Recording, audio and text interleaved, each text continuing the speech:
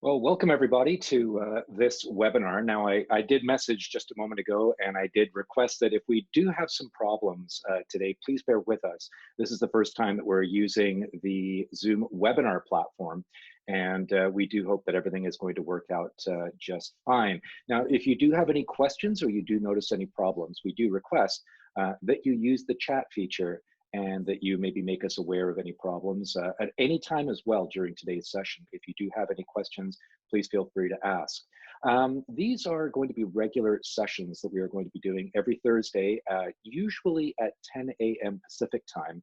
We are going to be varying the times to be able to facilitate clients in different parts of the world over the coming weeks. Next week, we have Carl Swanee is going to be showing up. Carl is going to be talking about gathering threat intelligence on the dark web. That's going to be on April 30th.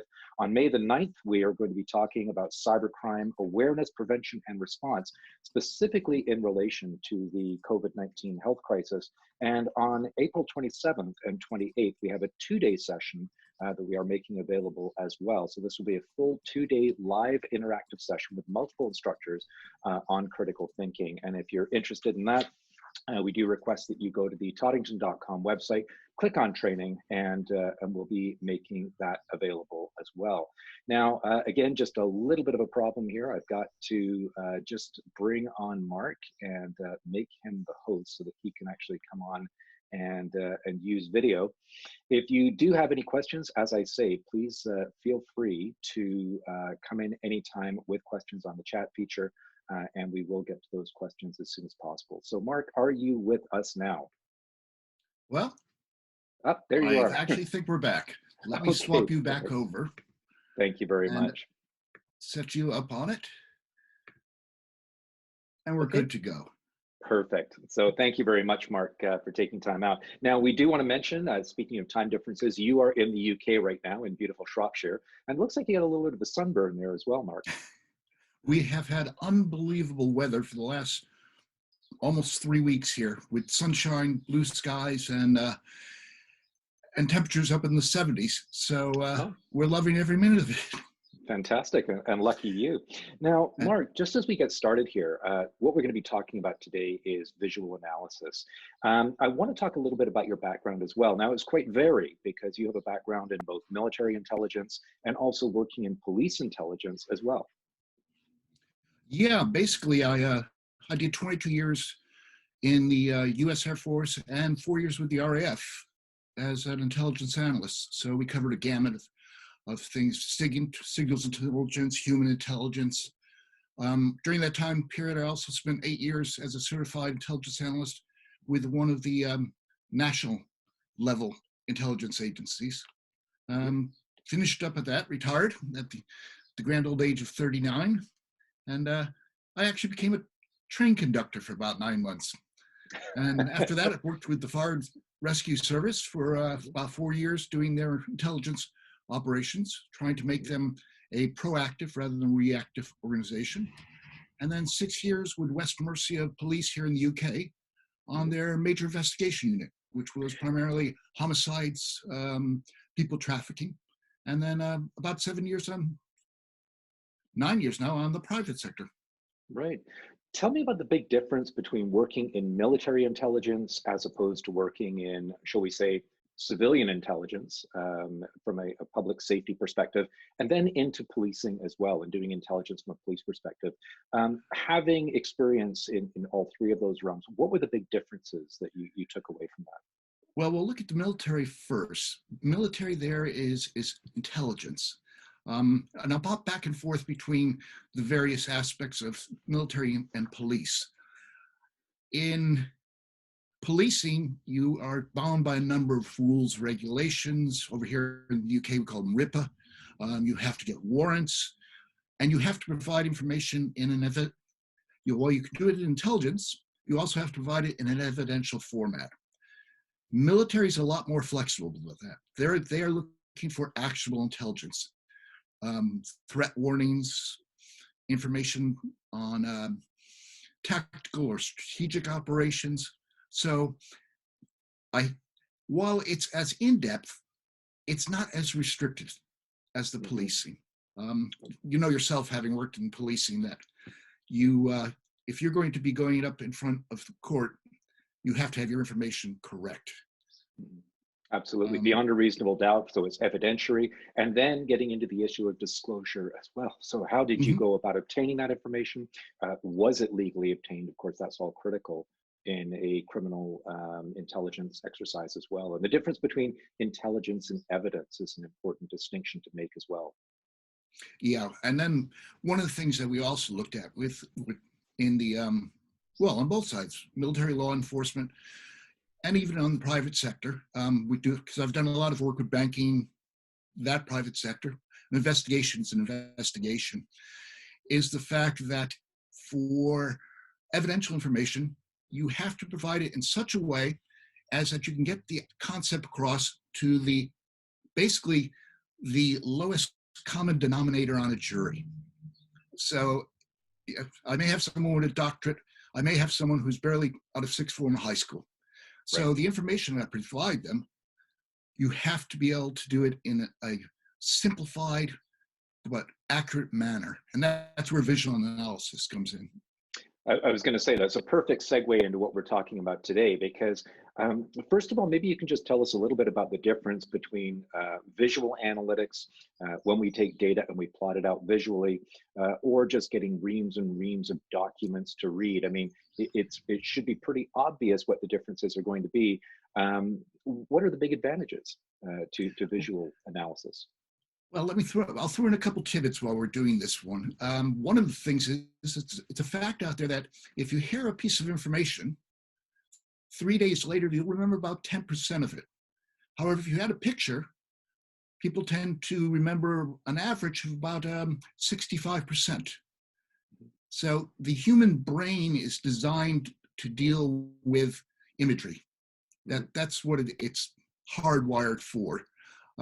It's actually quite often said that if you're reading something, you're not actually reading it. Your brain is translating what it sees as little pictures into a concept, a letter on that one, Right. which is why we have to kind of if you go from English to Cyrillic, you have to kind of reset buttons on it.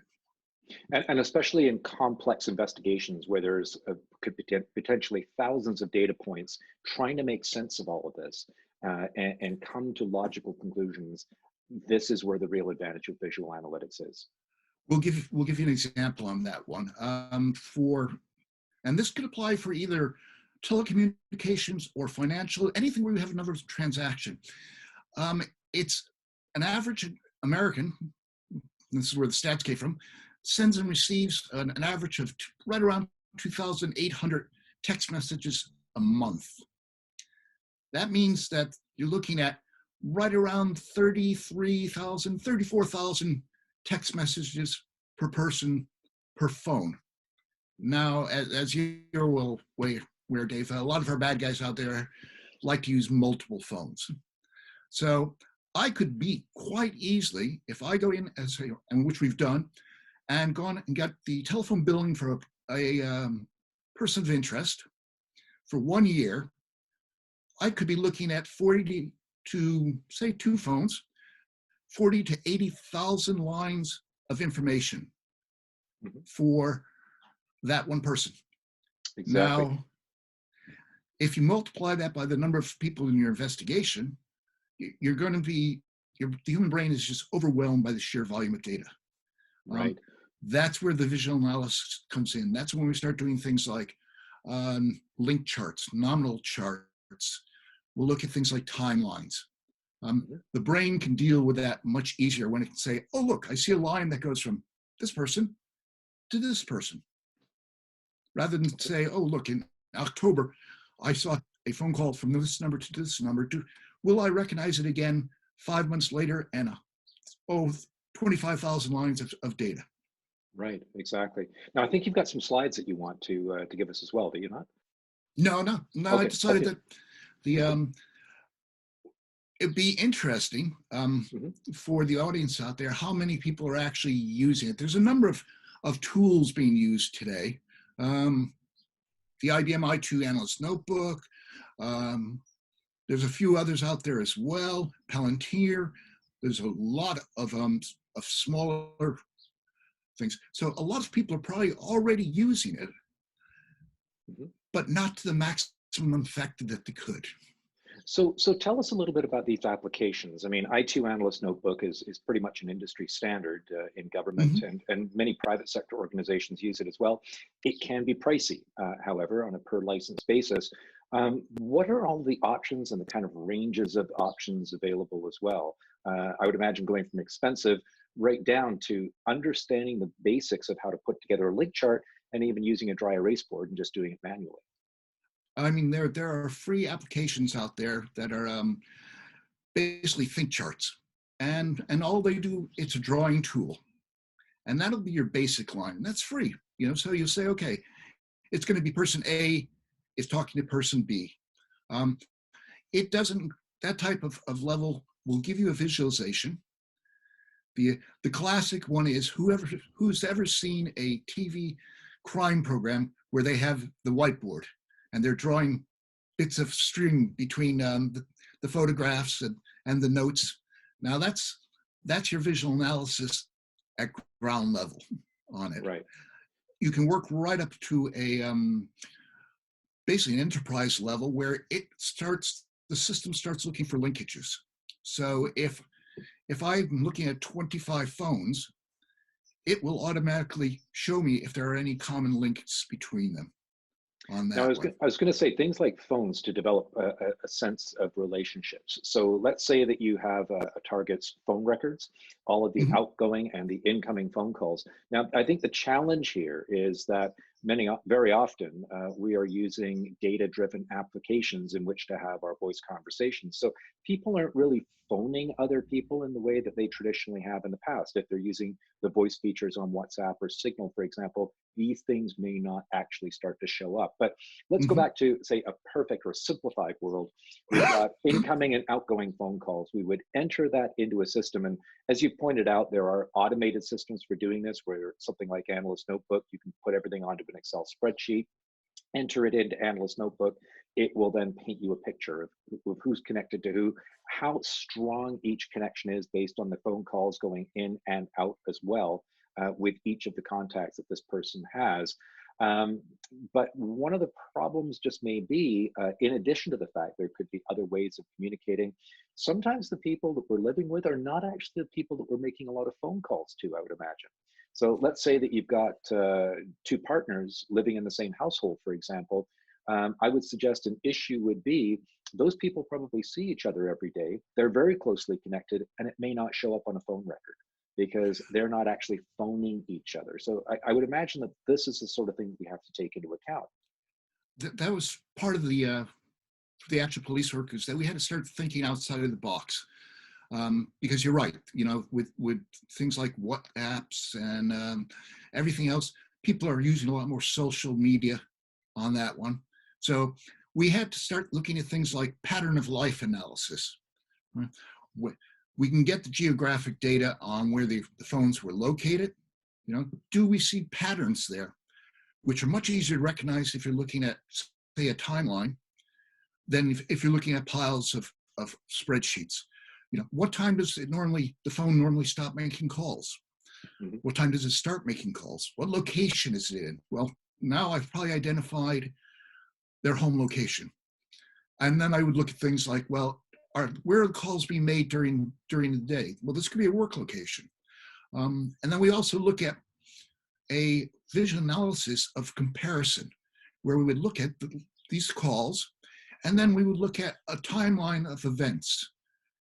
If you're looking counterterrorism, we look at a timeline of, say, IED explosions. We look at timelines of bank robberies from that point. And then we look at the telecoms to see if we could tie them in together. Is there a rise before an event? Is there a rise after an event? Mhm. We did So one project. Go ahead. different ways of looking at the visualization then. So we've got time, event, and Mhm. also connections between individuals as well. Is this what I'm hearing from you? Yeah, it's a matter of looking at that. It's also a matter of getting the idea across to the end recipients.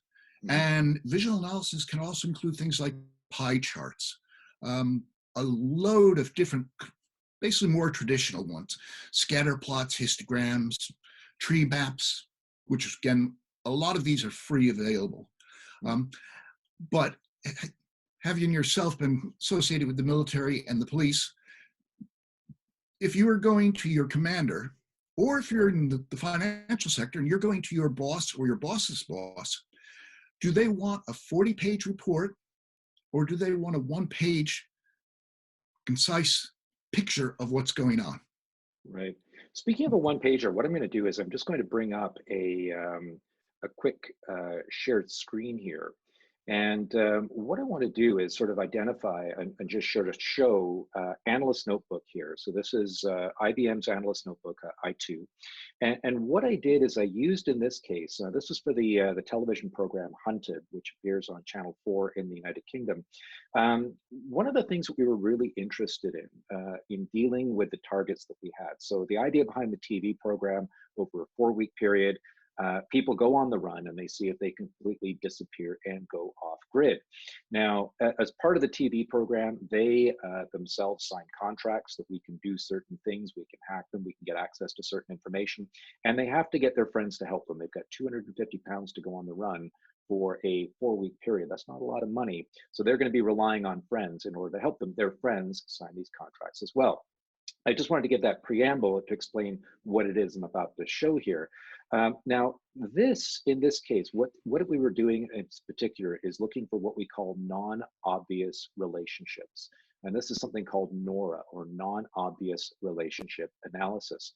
So this is an I2 chart, and it's based on the connections on Twitter between a number of individuals. So we had our primary target, our T1, and what I was interested in is, who does this person connect to on Twitter who also connects back to them? So who are they following who also follows them?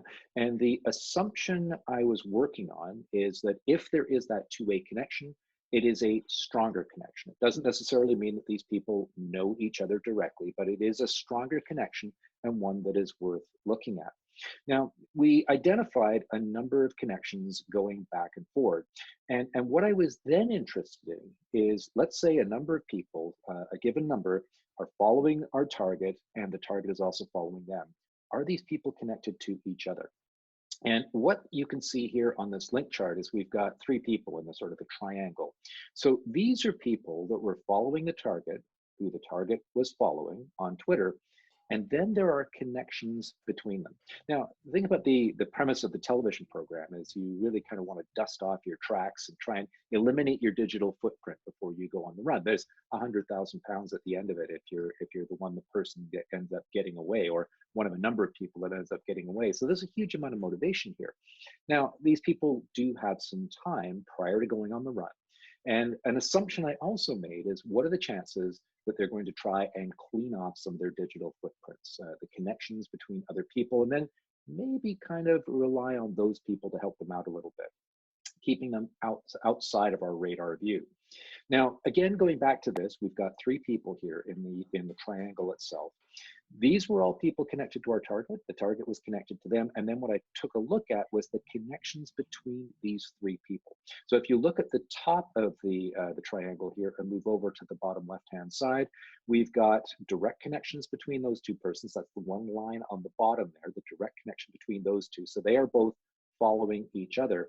And then we've got another person as well in the middle that is connected to the 2 of them, but not to our primary target. Looking over on the right-hand side, from the top to the bottom right-hand side, you can see the direct connection between those 2 individuals. There are 4 individuals that connect those 2 people together in addition to their direct connection. So again, these could be potentially non-obvious relationships. The bottom 2 that you see here, there's a massive number of connections between them. So a number of people that connect the 2 of them that are not connected directly to our target. And then in the center, what you see is a number of people that are connected to the 3 targets, but these people in the middle, and they are separated by the blue lines here, are not connected to our primary target. So the question that I had is, what are the chances that these people are all connected to each other, And what the primary target has done is cleaned off on their social media profile any connection between those and the people that you see right here in the middle so that we don't twig onto this fact. And then they are going to rely on that individual or those individuals in the middle. They're clearly connected in some way. So using this, what this did is it assisted me in immediately finding some non-obvious relationships that were worthy of exploration. I then started to do my background checking through open sources on those people in the middle, knowing what I know about the primary target. Those people in the middle, they all attended university at exactly the same time in the same programs. So what are the chances that they don't know each other? That's pretty much impossible. Maybe they had a falling out, but it was an avenue definitely worth pursuing.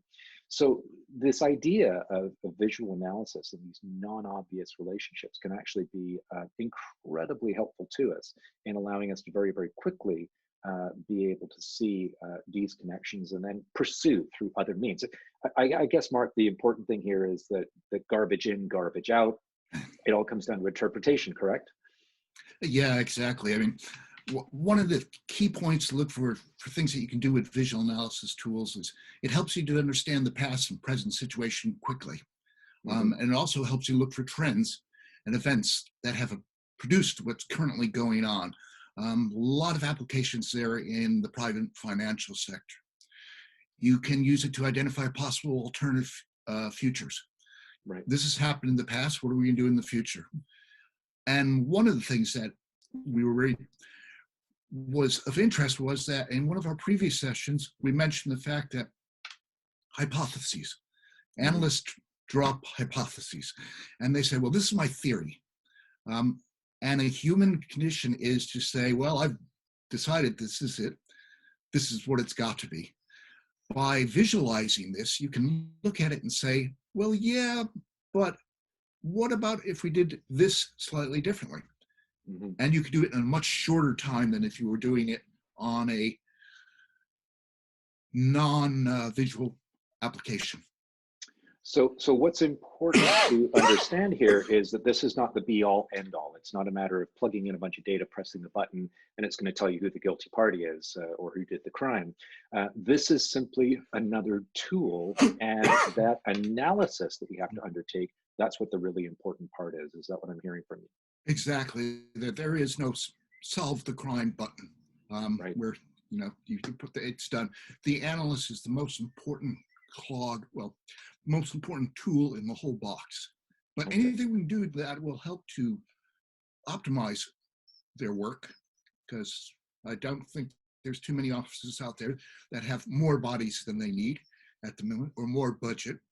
So anything that will improve their work or optimize their output, it's a no-winner. Perfect. We have about 5 minutes remaining, Mark. So if anyone that is watching the webinar right now, if you do have any questions, just please hold your hand up or just send a message. Jeanette has just asked if you have any tools that you prefer.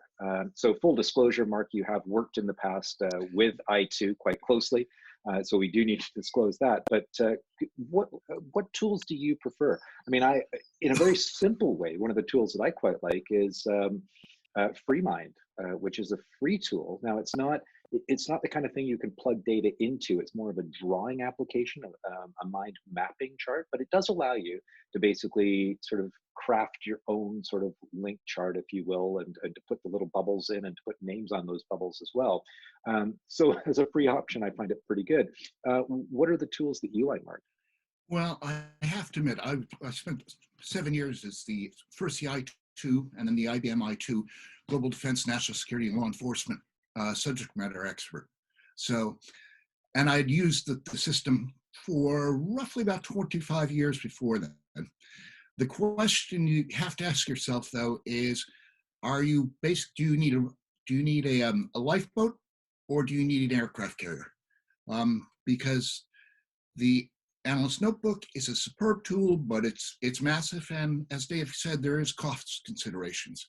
So the initial tool I learned to do my analysis on was something called a Duha stick, and a Duha stick is basically a piece of wood or clear latex about that big, And within it, they have a circle cut out, a square cut out, and a triangle cut out. And you did everything manually on a big piece of white paper. And the British Army's still using it. Right, exactly. So it's simple and cheap, and it still actually works. Okay, so really, so what we get down to here as we just start to get close to wrapping this up. And again, any questions you've got, just please let us know. Is that the visual allows us to literally visualize, to see things a bit more clearly, to find leads that we otherwise wouldn't have been able to find if we were reading massive reams of data. Yeah, that's it. Basically, I mean, what we're looking is the maxim I work by is to make the complex simple, and Right. you can't go wrong. Perfect. Well, thank you very much, Mark. It's much appreciated, and I'm really glad that you were here to give us this little bit of insight today. Thank you also for attending this as well. And as we say, next week, we are going to be talking about effective Facebook photo searching with Kirby Ploszay, who is the founder and CEO of the Ploszay Experts Network. She's going to be in with us talking about image searching. On April the 30th, Carl Swanee, the founder and CEO of EchoSec, is going to be here, and he'll be talking about gathering threat intelligence on the dark web and introducing us to one of the new tools that EchoSec have available, which is Beacon. May the 7th, we're going to be talking about cybercrime during the current pandemic. So awareness, prevention, and response. Kathy McDonald, well-known author and cybercrime expert and also crime prevention expert, is going to be coming in and talking a little bit about that and how scammers are taking advantage of this situation. We do have one last question here that's come in from Joe. When pulling large data sets, do you have any programs that help you parse or prepare the data in such a way that it's digestible by Analyst Notebook or any other visualization tool? Mark, what would you say to that when you're dealing with large data sets coming in? We actually have dealt with one over here. I don't know if I'd have to check with Dave if I can actually, but there is a UK company. Feel free, Joe, if you want to email Dave or myself, and I can tell you which. Yeah, go ahead and mention it. Oh, it's a company called CSA. And if you're using for telecommunications, they are superb because basically they clean up all your data. They work with most of the UK over here and a number of other countries around the world with the telecom providers, so that basically that they know what the latest format is. One of the biggest problems we had with large data sets was that something like I2 or like EE might put their date as day, month, year, and then you get O2, which is doing the month, the day, then year, or numbers start with a 0 or they start with a +44. And an analyst would spend about 80% of his time going through and cleaning it up before he ever got down to actually doing the analysis. So yeah, there are a number of groups out there that can provide you with tools for it. So in terms of the structured data analytics, making sure that the data, we talk about the garbage in, garbage out problem. We could have good data, but its format is different. So we've got to ensure the consistency of the format going into the system as well. Yeah, most of the visual analysis tools are, they're idiot savants. They're really good at what they're doing, but you've got to basically drip feed them. It's got to be what they understand. Right. And again, there is not any replacement that we know of at this time. I mean, these tools are good for doing the heavy lifting, but no replacement at this time for the human intelligence analyst that's trying to make sense of all of this at the end and use their inductive and deductive reasoning skills to come up with a hypothesis that really holds some water. Yeah, without the analyst, it's just a chart sitting on a table. Perfect. Okay. Well, thank you very much, Mark, for taking the time out of your schedule to be here today. And again, thank you all of you for taking the time to come into this webinar. Also, if you go to our website, dropinandlearn.org, you'll find out about the upcoming sessions. And in addition to that, we do now have a YouTube channel. So we are taking these drop-in and learn sessions, we are editing them, and we're putting them up on our YouTube channel a few days after they initially go to air. So thank you very much. Thank you, Mark. And we hope to see you again next week. Thank you, Dave.